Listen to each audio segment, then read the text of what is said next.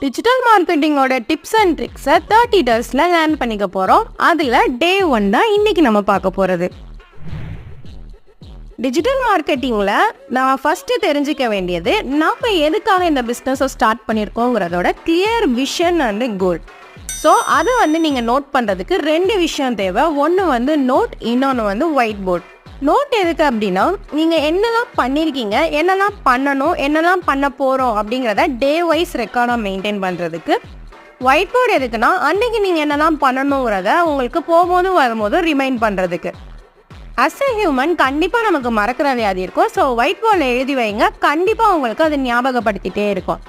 இதே மாதிரியான டிப்ஸுக்கு நீங்கள் என்ன மறக்காமல் சப்ஸ்கிரைப் பண்ணிக்கோங்க, அப்படி இல்லைன்னா ஃபாலோ பண்ணிக்கோங்க.